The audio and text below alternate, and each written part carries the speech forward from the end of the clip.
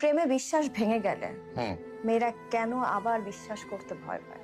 মেয়েরা না, ছেলেরাও ভয় পায়। এবং আমার কাছে কি লাগে জানো, যে বিশ্বাস মানুষ ভাঙবেই, এইটাই মেনে নিতে পারাটা একটা যোগ্যতা মানুষ হিসেবে। আল্লাহ পাক আমাদের দুনিয়াতে পাঠাইছে আল্লাহর সাথে বিশ্বাসঘাতকতা করার পরে। Sorry for the language, but ব্যাপারটা কিন্তু এটাই। আল্লাহ পাক বলছে তুই খাবি না। হাওয়া খাইছে, মানে হাওয়া খাইছে নিজে এবং আদমকে খাওয়াইছে গন্ধ। মানে আল্লাহর সাথে রীতিমতো মানে তার কথা না মানা, নাজায়েজ কাজ করছে। তার মানে কি, মানব জন্মের ইতিহাসটাই হচ্ছে বিশ্বাস ভঙ্গের ইতিহাস। আল্লাহ পাক করাইছে, এটা যেমন সত্যি, কিন্তু আমরা করছি এটাও সত্যি।